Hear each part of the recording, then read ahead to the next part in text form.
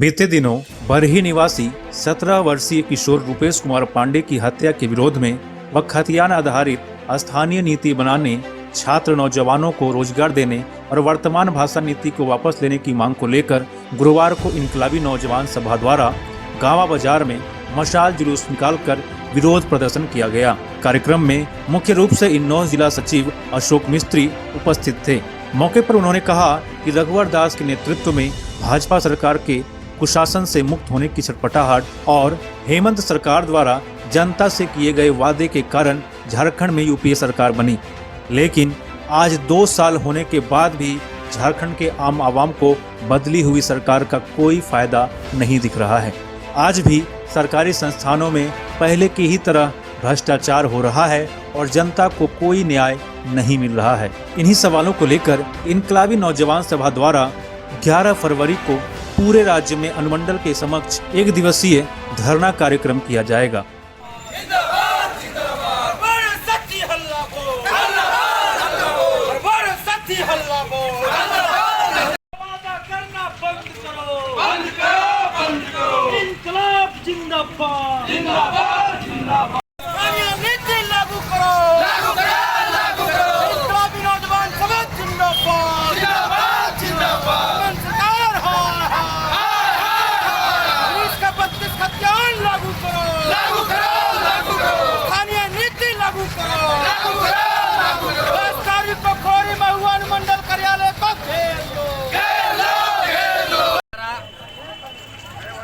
प्रतिवाद मार्च मसाल जुलूस निकाला गया है और कल हम लोग खोरी महुआ अनुमंडल पर स्थानीय नीति लेकर के और मगही भोजपुरी भाषा का जो प्रयोग किया जा रहा है झारखंड में, आप देखेंगे कि पिछले सरकार में, रघुवर की सरकार में 13-11 करके 2 इस राज्य में, जबकि 24 जिला है और 13 जिला और 11 जिला करके बांटने का काम किया था रघुवर दास, और उन्होंने 1985 का खतियान लागू करके पूरा झारखंड को बर्बाद कर दिया था।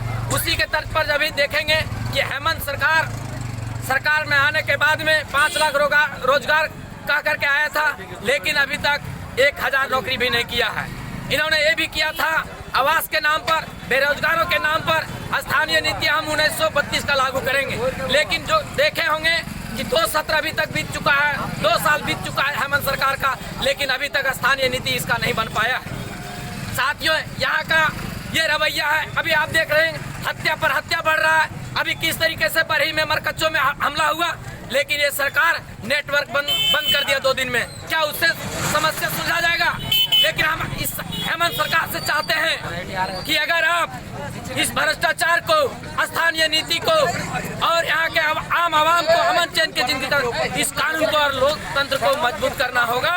आप स्थानीय नीति 1932 को लागू करें, नहीं तो इनकलाबी नौजवान सभा और हमारा पार्टी सड़क पर आंदोलन करने के लिए बाध्य होगी।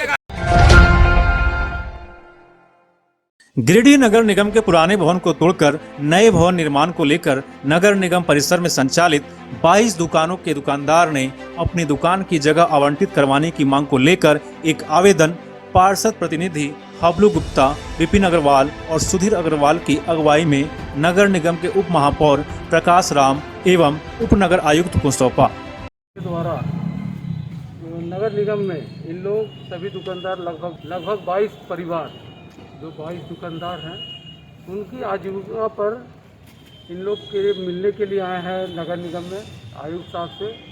तो इन लोग मिल के वही बताएंगे कि हम लोग को जो दुकान अभी नगर निगम में टूटेगा, उसमें दुकान हम लोग को मिलेगा कि नहीं, और नहीं मिलेगा तो उसका वो नगर निगम क्या उपाय करेगा। इसी के लिए आज जो है इन लोग सब नगर आयुक्त से मिलने के लिए आए, और हम इन लोग से मांग किए हैं कि ये हमें दे पेपर, ताकि आने वाले बोर्ड की बैठक में इस मुद्दे को हम जोर से उठाएं, ताकि इन लोग की आजीविका बची रहे। नगर निगम का भवन पुनः जो है सो बनने जा रहा है, जिसमें हम लोग का 22 दुकानदार का अभी तक कोई पता नहीं है कि सरकार हम लोग को दुकान फिर से देगी या नहीं देगी। इसी विषय में हम लोग चिंतित हैं। इसी के लिए हम लोग गुहार लगा रहे हैं कि हम लोग का जीविका जो है उसी से जुड़ा हुआ है, हम लोग टोटली उसी पे डिपेंड है। तो हम लोग चाह रहे हैं कि सरकार इसका जवाब दे। यहाँ नगर पौर से हम लोग मिलने आए हैं कि जो है सो हम लोग का भी जो है कुछ न कुछ इसी परिसर में हम लोग का दुकान व्यवस्थित करके दे। इस संदर्भ में उप महापौर ने बताया कि इस समस्या को बोर्ड बैठक में रखा जाएगा। वहीं आश्वासन दिया कि सभी दुकानदारों को कहीं न कहीं निगम के द्वारा जगह दिलाने का प्रयास किया जाएगा। नगर निगम के कार्यालय के आसपास जो नगर निगम की दुकान है उसमें बहुत सारे हमारे इस शहर के सम्मानित नागरिकगण और दुकान किए हुए हैं। नगर निगम से एग्रीमेंट भी हुआ है, किराए भी लोग देते आ रहे हैं, लेकिन अभी नया भवन बनाने की बात चल रही है। नगर निगम का जो बिल्डिंग है वो नया बनेगा और इसमें हमारे जो भी दुकानदार भाई अब बरसों से और दुकान चला रहे हैं या व्यवसाय कर रहे हैं, उनको मेरा पूरा प्रयास होगा। उनके प्रति हमारी पूरी सहानुभूति है, क्योंकि वर्षों से वो यहाँ दुकान चला रहे हैं और रोजी रोटी का मामला है।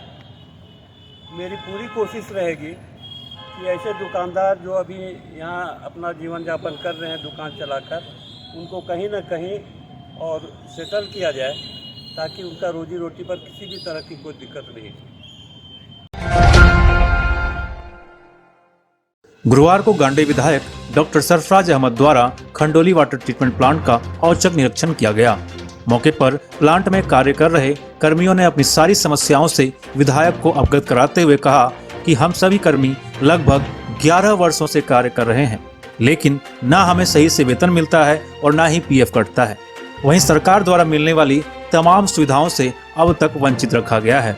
हम लोग वाटर प्लांट में काम कर रहे हैं। हम लोग को ना ही सरकारी जो रेट है वो हम लोग को मिल रहा है, ना पीएफ ना ईपीएफ, ना सरकारी कोई भी सुविधा नहीं मिल रहा है। और इस प्लांट में जितना भी है रात में बहुत सा दिक्कत होता है, लाइट सही से नहीं है। हम लोग कई बार संदेशक को बोले, नगर निगम को भी बोले, लेकिन हम लोग का बात कोई सुनवाई नहीं करता। हम लोग कहाँ जाएं? हम लोग 10 साल से लगभग हर 10 साल में लगभग 5 संवेदक के अंदर काम कर चुके हैं और अभी इधर 2022 जनवरी 1 से श्री साईं कंस्ट्रक्शन के अंदर में हम लोग काम कर रहे हैं और 1 महीना गुजर गया है। कंपनी का कोई आदमी या न मालिक इधर शुद्ध लेने आया है कर्मियों का और कोई खोज खबर नहीं। इधर विधायक ने मामले को गंभीरता से लेते हुए कहा कि इस समस्या को विधानसभा में रखा जाएगा और जल्द से जल्द इन सभी समस्याओं को दूर किया जाएगा। देखिए, ये बहुत पुराना प्लांट है और हमारे क्षेत्र का बहुत महत्वपूर्ण जगह है ये। गिरिडीह टाउनशिप में हमको लगता है कि मोर देन 80% पानी यहीं से जाता है।